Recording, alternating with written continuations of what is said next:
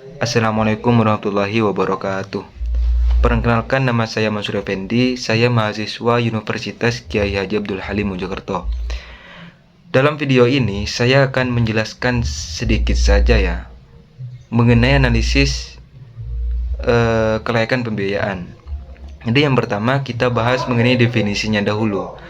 Jadi analisis kelayakan pembiayaan ini adalah proses evaluasi yang dilakukan oleh lembaga keuangan untuk menentukan apakah calon debitur tersebut yang diajukan memenuhi syarat untuk mendapatkan pembiayaan. Nah, proses ini melibatkan pemeriksaan berbagai aspek penting seperti kesehatan keuangan calon debitur, prospek usaha, jaminan kemampuan membayar, dan risiko yang mungkin timbul. Nah, sebagai gambaran kecil, misal sebuah bank syariah ini menerima permohonan pembiayaan dari sebuah perusahaan rintisan atau kita bisa sebut startup, yang mana perusahaan tersebut ingin mengembangkan aplikasi mobilnya.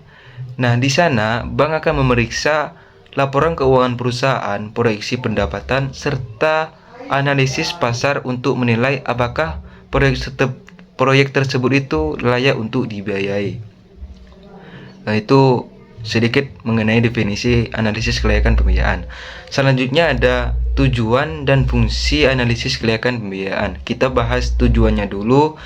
Jadi tujuan di sini yang pertama menilai kemampuan membayar nasabah. Maksudnya itu bank memastikan bahwa nasabah memiliki kemampuan untuk membayar kembali pinjaman sesuai kesepakatan. Contohnya, bank di sini menganalisis pendapatan bulanan nasabah dan pengeluaran untuk memastikan sisa pendapatan itu cukup atau tidak untuk membayar cicilannya. Terus yang kedua, memastikan kepatuhan pada prinsip syariah, yaitu bank di sini harus memastikan bahwa pembiayaan tidak melanggar prinsip-prinsip syariah seperti riba, gharar, dan maisir. Ya, contoh kecilnya itu sebuah proyek investasi yang melibatkan perjudian tidak akan disetujui karena bertentangan dengan prinsip syariah. Jadi transaksi di sini itu sangat menolakkan prinsip-prinsip syariah dan menolak transaksi yang bertentangan dengan hukum syariah. Terus selanjutnya mengurangi risiko pembiayaan. Mengurangi risiko pembiayaan di sini yaitu meminimalisir risiko gagal bayar, risiko kredit macet, dan risiko likuiditas. Sebagai contoh kecil, bank di sini melakukan analisis mendalam terhadap latar belakang calon debitur untuk menghindari risiko yang terkait dengan karakter debitur. Jadi bank di sini harus mengetahui karakter latar belakang semuanya dari calon debitur tersebut sehingga bisa menghindari risiko gagal bayar maupun kredit macet. Terus yang selanjutnya di sini ada meningkatkan kualitas produk. Nah, di sini meningkatkan kualitas produk yaitu memilih nasabah dengan prospek usaha yang baik untuk menjaga kualitas portofolio mereka. Contohnya yaitu bank tersebut lebih memilih membiayai usaha yang telah terbukti sukses dan memiliki strategi pertumbuhan yang sangat jelas. Terus yang terakhir mengenai tujuan yaitu mendukung perekonomian umat. Maksudnya itu yaitu membiayai usaha yang produktif dan sesuai syariah untuk mendorong perekonomian umat. Contohnya ya, bank tersebut atau bank yang mendanai bank syariah ini mendanai proyek pertanian yang bertujuan meningkatkan ketahanan pangan.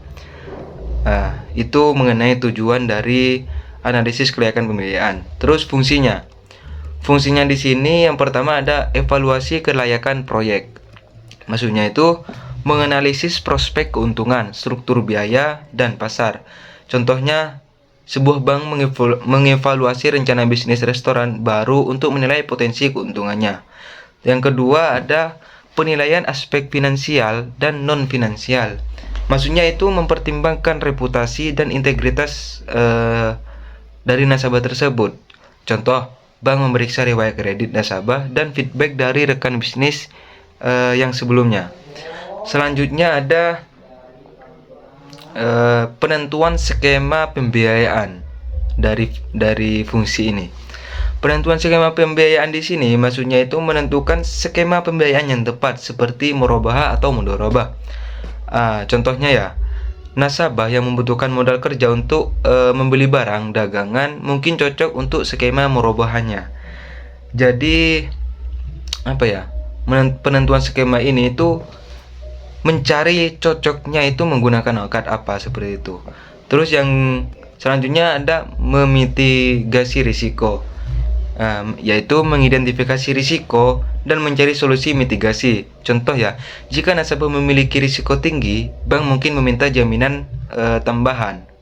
Jadi ketika risikonya itu gagal bayar atau kredit macet, bank kan mempunyai jaminan yang diserahkan yang dijadikan nilai tukar barang dengan bank tersebut. Terus yang terakhir ada menjaga kepatuhan regulasi. Maksudnya itu memastikan kepatuhan terhadap regulasi perbankan dan syariah. Contohnya, bank di sini melakukan audit internal untuk memastikan semua proses pembiayaan itu memenuhi regulasi yang berlaku. Jadi bank syariah itu melakukan audit internal untuk memastikan semua transaksi, semua akadnya itu mematuhi peraturan yang sudah ditetapkan.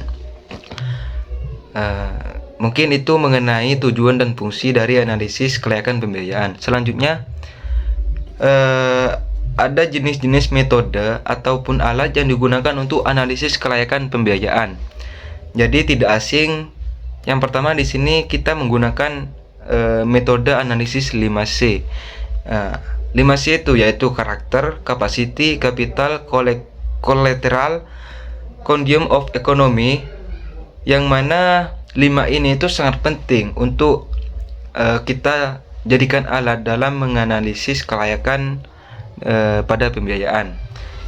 Oke, yang pertama ada karakter ataupun watak. Nah, kita itu menganalisis karakter dan integritas calon debitur. Contoh ya, mengadakan wawancara dengan calon debitur untuk memahami latar belakang dari motivasi mereka. Terus yang kedua, capacity atau kemampuan, yaitu menilai kemampuan debitur dalam membayar kembali pinjaman. Yaitu salah satunya itu kita harus memeriksa riwayat pendapatan dan pengeluaran dari mereka. Terus yang ketiga, kapital atau modal, yaitu mengevaluasi jumlah modal yang dimiliki debitur. Contoh, menghitung proporsi modal sendiri dalam total investasi yang telah diajukan. Selanjutnya ada kolateral atau jaminan. Nah, di sini jaminan yang diberikan oleh debitur, bank itu akan mengevaluasi nilai pasar rumah yang dijadikan jaminan untuk pinjaman. Misal rumah yang dijadikan jaminan ya. Terus yang terakhir ada condition of economy, yaitu kondisi ekonomi. Nah, di sini bank menganalisis kondisi ekonomi yang tepat yang dapat mempengaruhi kelangsungan usaha. Contohnya, bank di sini menilai dampak inflasi terhadap daya beli masyarakat yang berpotensi mempengaruhi penjualan produk nasabah. Itu misal dari segi perdagangan. Terus yang kedua, dalam jenis-jenis atau alat yang digunakan di sini dalam mengukur kelayakan pembiayaan. Yang kedua di sini ada metode analisis 7P. 7P itu apa? Yang pertama ada purpose, yaitu tujuan.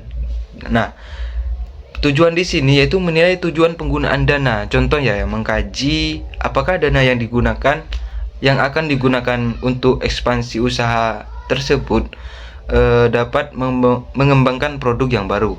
Itu mengenai tujuan. Terus yang ketiga ada prinsipal, yaitu menilai jumlah dana yang dipinjamkan. Contohnya memastikan bahwa jumlah pinjaman itu sebanding dengan proyeksi pendapatan dari proyek debitur. Terus ada payment, yaitu pembayaran. Nah, pembayaran di sini maksudnya itu menganalisis struktur pembayaran. Contohnya memastikan nasabah itu memiliki jadwal pembayaran yang realistis atau jelas. Terus selanjutnya ada protection, yaitu perlindungan. Nah, di sini kita melihat bagaimana bank dapat melindungi kepentingannya. Nah, contohnya menetapkan ketentuan kontrak dan jaminan untuk mengurangi risiko. Jadi di sana kesepakatan maupun kontraknya itu harus jelas, tidak boleh samar. Harus jelas agar mengurangi risiko yang mungkin tidak diinginkan. Terus selanjutnya ada probability, yaitu probabilitas. Maksudnya itu mengukur kemungkinan peminjam dapat membayar kembali. Contohnya probabilitas ini yaitu menggunakan analisis proyeksi keuangan untuk menilai kemampuan nasabah. Jadi kita harus tahu nasabah ini mampu atau tidaknya untuk membayar dana yang telah dipinjam. Terus ada polisi, yaitu polisi ini bahasa Inggris, artinya itu kebijakan. Nah, yaitu memastikan pengajuan kredit sesuai dengan kebijakan internal bank. Contohnya, bank memeriksa apakah permohonan memenuhi kriteria kelayakan yang telah ditetapkan oleh pihak bank. Itu. Terus yang terakhir ada prepayment, yaitu pelunasan awal. Nah, pelunasan awal di sini maksudnya itu menganalisis dampak pelunasan awal terhadap keuangan. Contoh kecilnya itu memperhitungkan potensi penalti jika nasabah itu melunasi pinjaman yang lebih awal. Karena semua itu ada waktunya dan ada akad kapan harus dilunasi dan kapan harus mulai membayar. Nah, mungkin cukup sekian dari penjelasan mengenai analisis kelayakan pembiayaan. Jadi analisis kelayakan pembiayaan di sini yaitu adalah langkah krusial dalam dunia perbankan syariah yang melibatkan evaluasi mendalam terhadap calon debitur maupun proyek. Dengan menggunakan metode analisis yang tepat seperti di atas tadi, bank syariah itu dapat memastikan bahwa pembiayaan yang diberikan tidak hanya sesuai dengan prinsip syariah, tetapi juga berkelanjutan dan menguntungkan bagi kedua belah pihak. Mungkin cukup sekian penjelasan dari saya. Kurang lebihnya mohon maaf. Wassalamualaikum warahmatullahi wabarakatuh.